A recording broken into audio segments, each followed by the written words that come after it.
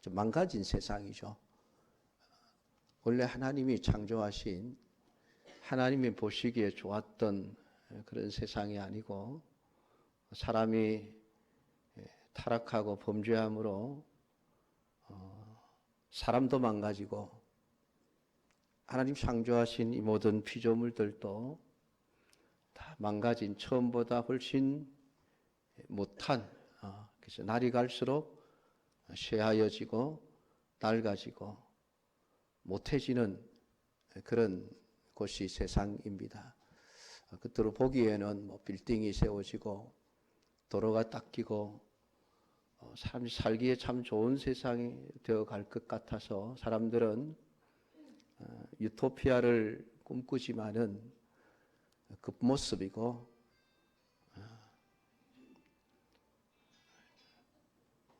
동의한답니다. 사실은 속은 병들어가고 있죠. 지구라는 땅덩어리가 겉모습은 화려해지고 아름다워지는데 속은 정말 고칠 수 없는 불치의 병처럼 썩어 들어가고 있는 것이 우리의 현실입니다. 그 결과가 엘니뇨 현상이니 이상기후 현상이니 그런 것으로 지금 나타나기 시작을 했죠. 본격적으로. 그래서 우리가 이 지구상에 어떤 일들이 일어나고 있는지 여러분 좀 뉴스들을 좀 많이 좀 보십시오. 그러면은 이 지구가 얼마나 병들었는지를 알 수가 있습니다. 그러니까 마냥 좋아할 만한 것이 아니에요. 그래서 언제 이 지구가 망할까? 그게 사실 걱정되는 그런 시대를 우리가 살아가고 있습니다. 이 모든 것이 죄의 결과죠. 참 하나님이 보시기에 좋았더라 하셨던 그 창조의 원래 모습을 그대로 지키고 살아갔다면 진짜 지금보다 100배, 1000배는 더 아름다운 그런 세상이 되어 있지 않을까 생각을 합니다.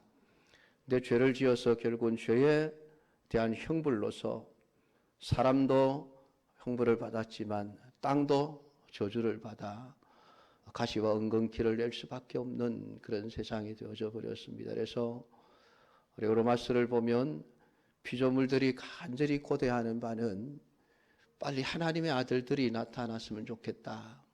그것을 고대하고 있다고 하셨습니다. 근데 사람들이 죄를 짓는 배후에는 항상 사탄과 또 마귀, 그의 부하들의 활동이 있기 때문이죠. 사단이 없었더라면 어쩌면 우리 인간은 범죄하지도 않고 타락하지도 않은 채 아름다운 세상을 지켜낼 수 있었을지도 모릅니다. 근데 그 사단이 결국은 에덴 동산에부터 하와를 유혹하고 아담도 같이 넘어지고 그로 말미암아 죄가 세상에 들어왔는데, 사실 이 사단이 원래는 우리가 성경을 보면은 하나님을 시건해서 섬기던 천사의 무리들이었죠. 천사의 무리들이 자기 스스로 교만해져서 하나님처럼 되어 보겠다고 교만한 죄를 짓다가 결국은 천상에서 일어난 전쟁에 패하여 쫓겨난 무리들이 이 세상으로 오게 되어졌습니다. 그래서 사람들을 자꾸만 미혹해서 죄에 빠지도록 하는 것은 자기들과 함께 더불어 영원한 지옥에 들어가도록 만들기 위해서입니다. 그래서 요한계시록 12장 7절, 8절, 9절 말씀을 보면 그 얘기들이 기록이 되어져 있습니다. 하늘에 전쟁이 있었으니 미가엘이 그의 사자들과 또 용과 더불어 싸울새 용과 그의 사자들도 싸우나 이기지 못하여 다시 하늘에서 그들이 있을 곳을 얻지 못한지라. 큰 용이 내쫓기니 옛뱀 곧 마귀라고도 하고 사탄이라고도 하며 온 천하를 꿰는 자라. 그가 땅으로 내쫓기니 그의 사자들도 그와 함께 내쫓기니라. 하늘에서 있었던 전쟁에 패한 그 타락한 천사들의 무리가 쫓겨나서 이 땅에 와 사람들을 미혹하고 넘어져 어쨌든 죄를 짓게 만드는 것입니다. 그렇다고 해서 사단이 마음대로 세상을 다스리는 것은 아니죠. 세상의 주인은 역시 하나님이시고 하나님이 세상을 통치하시고 다스리시지만은 하나님께서 어느 정도 사단에게 세상에서 활동하는 것을 허용해 놓으셨습니다. 그러니까 욥기서를 보면 사단이 욥을 참소해서 하나님이 욥을 심판하도록 유도하지만은 하나님은 그게 넘어가지 않죠. 그래서 사단에게 욥을 내어주십니다만은 항상 경계를 정하죠. 처음에는 육신은 해하지 말고 재물만 빼앗아라. 그 두 번째는 육신의 질병을 줄 수는 있지만은 생명만은 빼앗지 못한다. 하나님이 정하신 법도 안에서 하나님이 정해놓으신 그 법이 안에서 사단은 언제나 역사할 수 있는 존재임을 우리 욥기서를 통해서 볼 수가 있습니다. 그래서 보면 세상 사람들은 귀신이라고 하는 존재를 죽은 조상의 영이 혼이 남아서 사람들에게 나타난 걸로 일을 하지만은 그건 잘못된 이해고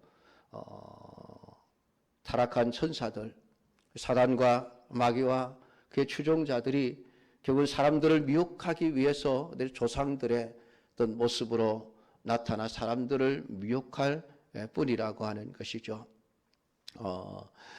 그렇게 사단이 이 땅에서 사람들을 미혹합니다. 근데 그 미혹할 때에 능력과 기적을 행하면서 사람들을 미혹하죠. 그래서 데살로니가후서에서 결국 멸망받을 자들을 위해서 사단이 능력을 행하고 기적과 이적을 행해서 사람들을 미혹한다. 하나님이 그것을 허락하심은 망할 자들을 위해서라. 그런 말씀을 해놓고 있는 것을 보게 되어집니다. 그러니까 이 사단이 얼마나 겁이 없느냐 하면은 예수님까지도 시험하는 거예요.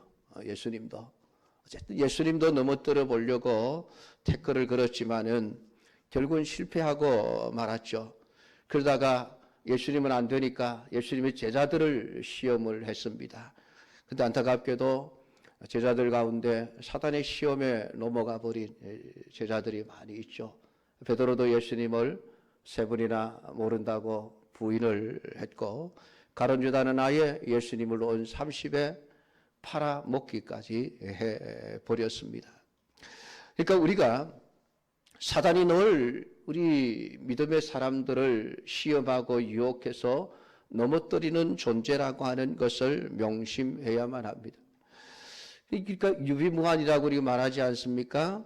사단의 시험이 내게도 올 수 있다는 것을 가정하고 늘 우리가 영적인 준비가 되어 있어야만 사단에게 넘어가지 않을 수가 있는 것입니다. 지금 교회 안에서나 교회 밖에 수많은 이단들이 등장하고 거짓 선지자, 거짓 선생들이 일어나 사람들을 미혹하게 되는데 그 존재들이 바로 다 사단의 부림을 받는 사단의 하수인들인 것입니다. 그러나 그들이 아무리 세상에 존재하면서 사람들을 미혹해서 넘어뜨린다 할지라도 그 사단과 그의 추종자들의 마지막 결론은 하나님의 심판입니다. 하나님의 심판이 반드시 있으리라고 명백하게 말씀을 해주고 있습니다. 그래서 오늘 하나님이 그 심판을 행하시는 분이심을 오늘 본문 속에서 세 가지 경우를 들어서 말씀을 하고 있습니다. 오늘 우리가 읽은 이 본문에 타락한 천사들에 대한 하나님의 심판, 또한 노아 시대에 물러서 악한 이들을 심판하신 그 심판, 또 소돔과 고모라의 경우에 그들의 악행을 심판하신 경우, 이 세 경우를 들어서 오늘 우리에게 해주는 말씀은 사단과 그를 따르는 모든 악한 무리들은 때가 되면 반드시 하나님이 심판하신다라고 하는 사실입니다. 이 사실이 너무 명백하기 때문에 오늘 여러분들이 이것을 잊지 말고 우리가 사단의 유혹에 넘어가 그를 따르게 되어지면 남는 것은 하나님의 심판밖에 없다는 것을 명심하시고 어쨌든 자신을 지켜 의의 길로 걸어갈 수 있는 믿음의 사람들이 되기를 주님의 이름으로 축복합니다. 오늘 유다서 1장 6절을 보면 자기 지위를 지키지 아니하시고 자기 처소를 떠난 천사들을 큰 날의 심판까지 영원한 결박으로 흑암에 가두셨다라고 말씀을 하고 있습니다. 그러니까 자기 지위를 지키지 않고 자기 처소를 떠난 즉 타락한 천사들을 하나님이 심판하셔서 흑암에 가두셨는데 일부는 쫓겨난 그 일부가 세상에서 지금 활동을 하고 있는 것이고 그들이 바로 사람들을 미혹해서 이단의 괴수가 되게 하고 거짓 선지자가 되게 하고 거짓 선생이 되게 해서 사람들을 거짓말로 속여 진리에서 떠나 거짓의 길을 걸어가게 하는 것입니다. 노아 후수를 우리가 생각해 보면 결국 사단의 미혹을 받은 이들이 타락하게 되어지죠. 하나님을 섬기고 하나님의 말씀대로 살아야 할 하나님의 아들들이 결국은 세상의 딸들의 모든 아름다움에 그냥 속아 넘어가서 그들과 결혼을 하고 또 그들이 원하는 육체의 소욕을 따라 원하는 모든 여인들을 아내로 삼는 이런 악을 행하면서 결국은 사람에 되어져 버렸습니다. 결국은 그들이 타락하게 되어짐으로 하나님이 세상을 심판하시게 되어졌는데 옛 세상 노아 시대의 세상을 지금 말하고 있죠. 옛 세상을 용서하지 아니하시고 오직 의를 전파하는 노아와 그 7 식구를 보존하시고 경건하지 아니한 자들의 세상에 홍수를 내리셨다고 우리 성경은 말씀을 해주고 있습니다. 우리가 노아 시대를 생각해 보면은 하나님은 악한 세상을 결코 용서하지 않으신다. 반드시 심판하신다는 것을 말씀을 하고 있으며 그 가운데서 의를 따라 살아가는 자들은 반드시 구원하신다라고 하는 하나님의 그 구원 또한 우리에게 분명하게 말씀을 해주고 있습니다. 그런데 우리가 노아 시대를 생각해 보면 노아가 얼마나 힘들고 어려운 삶을 살았을까 우리 상상해 볼 수 있습니다. 주위에 돌아보면 앞집, 뒷집, 옆집, 아랫집, 윗집 모두가 다 하나님 안 믿는 악인들로 둘러싸여 있는 그런 노아의 가정이죠. 얼마나 여러분 외로웠겠습니까? 경건치 않은 자들의 세상 가운데서 노아 홀로 의를 전파하고 살았다. 그 외로움이 극심했을 것이죠. 그러니까 경건치 않은 자들이 노아가 하나님의 심판을 선포한다고 해서 아이고 우리가 잘못했습니다. 회개하겠습니다. 그랬으면 얼마나 좋을까요? 오히려 노아를 무시하고 멸시하고 참 노아를 어떻게 보면 핍박을 했다고도 말할 수 있을 것입니다. 오늘 노아가 전파하는 의를 결코 환영하지 않았죠. 자신들과 다른 생각을 가지고 살아가는 노아를 조롱하고 외면했을 것입니다. 그럼에도 불구하고 노아는 자신의 의를 지켜내었습니다. 너무 외로워서 이 외로움을 해결하기 위해서 이웃과 친구들과 좀 친하게 지냈으면 좋겠다. 그러니까 저들이 원하는 의를 버리고 나도 저도 저 사람들처럼 그렇게 하나님 없는 삶을 살아가야 되겠다. 그렇게 노아는 생각하지 않았습니다. 아무리 외롭고 고독하고 그렇게 방주를 짓는 삶이 힘들었지만은 하나님이 반드시 악인들을 심판하신다는 이 명백한 사실 때문에 노아는 결코 의를 포기할 수 없었습니다. 여러분 이게 세상 속의 그리스도인들의 모습이에요. 비록 경건치 않은 자들이 많았던 들의 세상이라고 할지라도 의를 전하는 사람들이 노아의 가족뿐만이 아니라 주위에 또 많은 사람들이 같이 있었다면 그래도 덜 외로웠을 것 아니겠습니까? 함께 어울리고 그냥 성도들끼리 모여서 서로가 서로를 위로하고 격려도 해주고 뭐 그렇게 살아갈 수 있었겠지만은 노아의 가정은 딱 한 가정뿐이었습니다. 아무도 노아의 의에 대해서 관심을 두지 않았던 것입니다.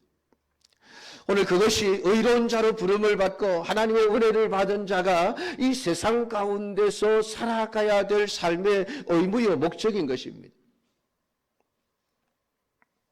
왜 하나님은 노아를 120년이라고 하는 세월 동안 방주를 지으면서 세상에서 살게 하셨을까요?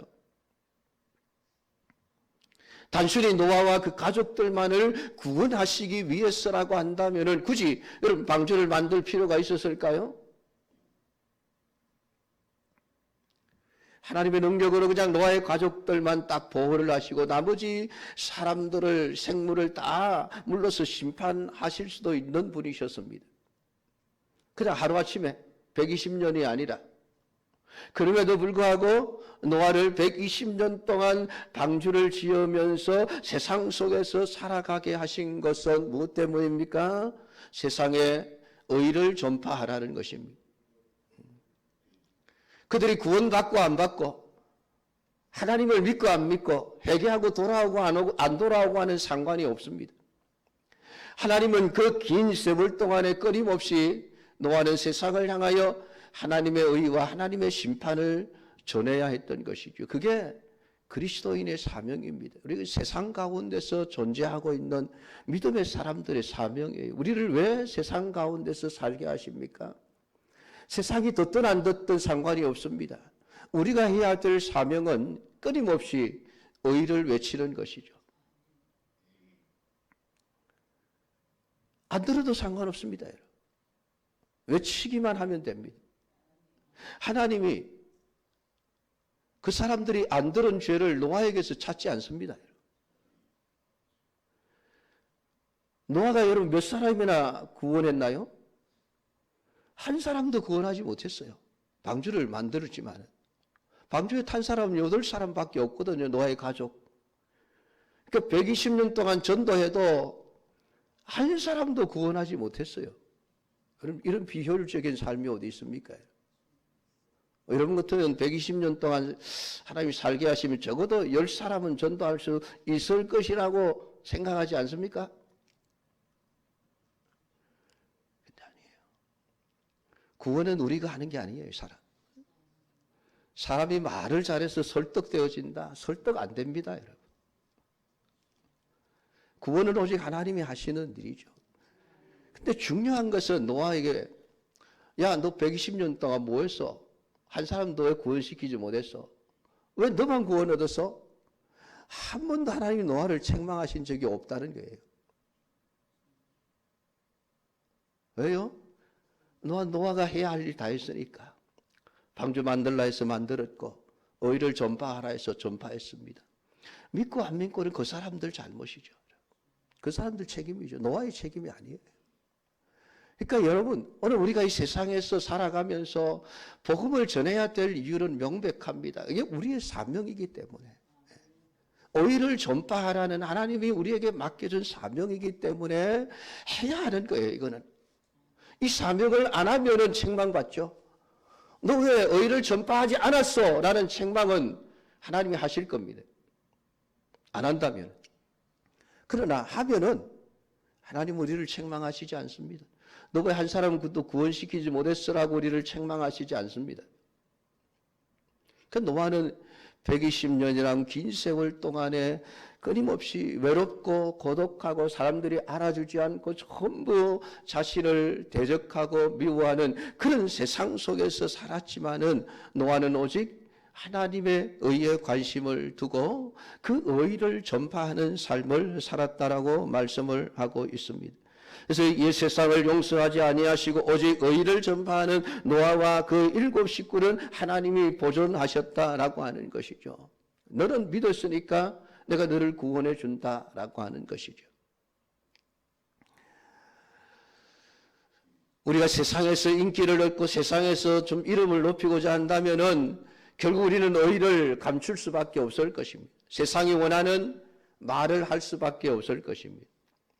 그러나 그것은 이미 신자이기를 포기한 것이기 때문에 결국 그도 세상과 함께 심판을 받게 될 수밖에 없다는 사실을 아셔야만 합니다. 여러분, 우리 예수님이 걸어가신 길을 보십시오. 얼마나 외독합니까? 외로웠습니까?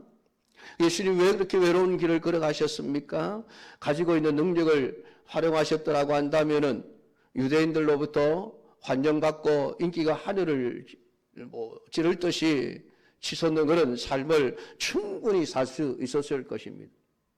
그들이 원하는 대로 해 주었더라고 한다면은.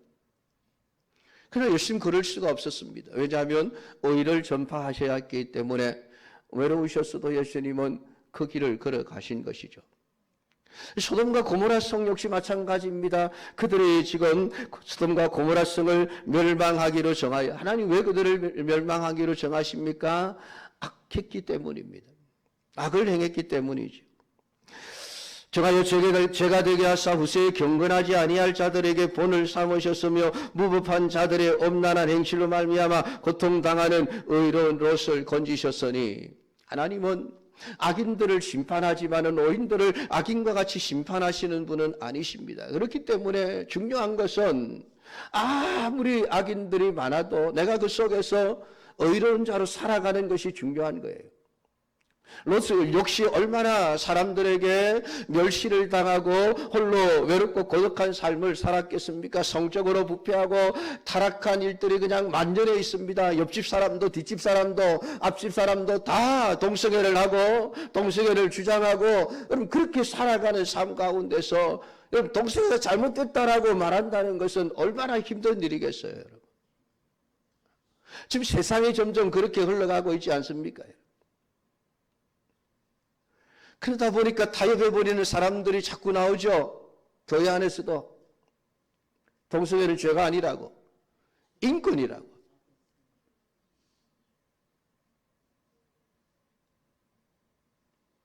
하나님이 인권을 봐주시는 분이십니까, 여러분?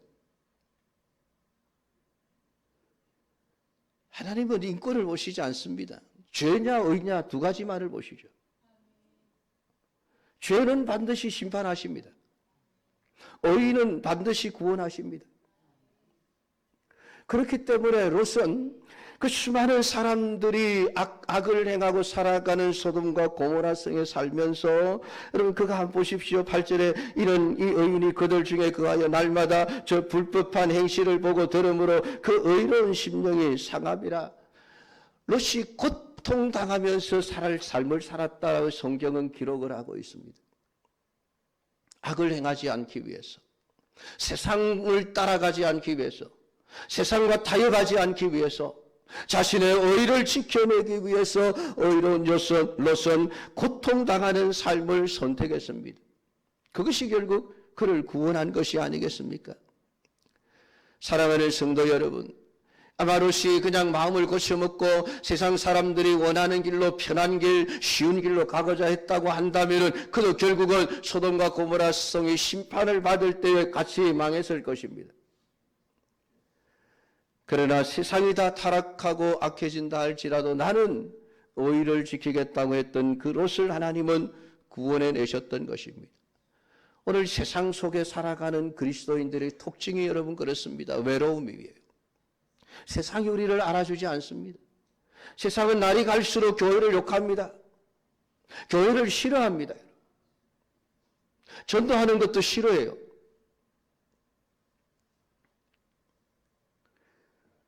그런데 여러분 성경을 보십시오. 세상 가운데서 살았던 그리스도인들은 다 외로웠습니다.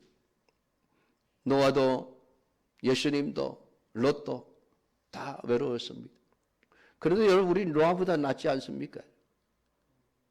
여기 계신 분들만 해도 100여 명 되죠, 여러분. 얼마나 많습니까? 한국에 800만 교인이 있다고 하지 않습니까? 여러분?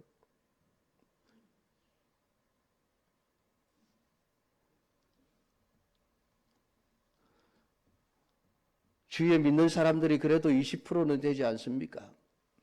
그런데도 우리는 자꾸만 힘들다고 세상과 타협하고 신앙을 놓아버리려고 하는 거예요. 물론 그리스도인의 비율이 점점 낮아지고 있는 것은 사실입니다. 우리 아이들 세대는 더 외롭습니다. 요즘 학교 가면 한 반에 예수 믿는 아이들, 교회 다니는 아이들 1명, 많으면 2명이라고 합니다. 그 한 25, 6명 되는 아이들 가운데 혼자서 교회 다닌다. 얼마나 여러분 힘들겠습니까? 우리 아이들이, 예수 믿는 아이들이 학교에 가서 얼마나 힘들겠습니까? 여러분 그거 한번 생각해 보신 적 있으십니까? 그냥 우리가 편안히 앉아서 지금 신앙생활을 하고 있을 때가 아니란 말이에요.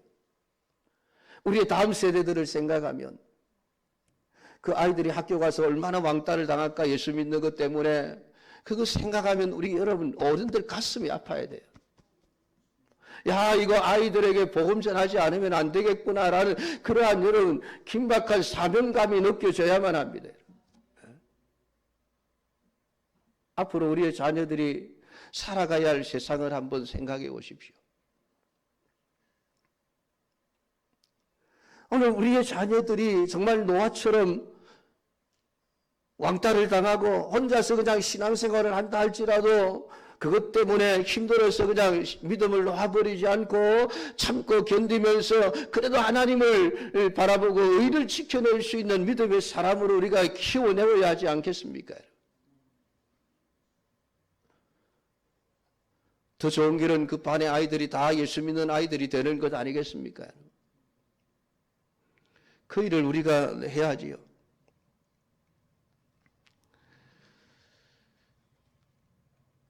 아마 사람들이 가장 외롭고 힘든 것이 외로움이라고 할 것입니다. 사람들이 자신을 알아주지 않고 외면함으로써 느끼는 외로움 때문에 결국은 생명을 포기해버리는 사람들이 얼마나 많이 있습니까? 근데 여러분, 신자는 세상 가운데서 외로운 존재일 수밖에 없다는 것 꼭 기억을 하십시오. 사람들을 사귀지 못해서가 아닙니다. 우리가 걸어가는 길이 세상 사람들이 가는 길과 다르기 때문에 자연히 세상으로부터 외면당할 수밖에 없는 것이 신자가 겪어야 할 고난입니다. 여러분, 그걸 포기한다면 쉬운 길로 가시면 될 겁니다. 그러나 쉬운 길로 가는 순간 남은 것은 하나님의 심판밖에 없다는 것을 기억하셔야 합니다. 그렇기 때문에 아무리 힘들어도 참고 견디면서 이 의의 길을 걸어가야 하는 것이죠. 오늘 베드로서를 통해서 하나님은 우리에게 그것을 말씀해 주고 있습니다. 악인들을 내가 반드시 심판한다. 외롭고 힘들지만은 노아를 보아라. 그리고 롯을 보아라. 그들은 구원을 받았다. 이것이 하나님의 약속이고 하나님이 우리에게 주시는 은혜다라고 우리에게 말씀을 해주고 있습니다. 그러므로 오늘 이 말씀을 여러분들이 붙들고 신앙생활에 나가면서 세상 가운데서 내가 정말 그리스도인다운 그리스도인으로 살아가야 한다는 것, 여러분, 이것이 여러분의 삶의 목적이 되고 사명이 되어질 수 있기를 주님의 이름으로 축복합니다. 내가 세상으로부터 미움을 당해도 내가 홀로 남든다 할지라도 나는 의의 길을 걸어갈 것이고 나는 그 의를 전파하는 삶을 살아낼 것이야 라고 끝까지 결심하고 하나님께서 여러분들을 붙들어 주셔서 오늘 노아처럼 롯처럼 세상 가운데서 그리스도인의 사명의 길을 온전히 감당해낼 수 있는 우리 모든 믿음의 사람들이 다 되어질 수 있기를 주님의 이름으로 축복합니다. 기도하겠습니다.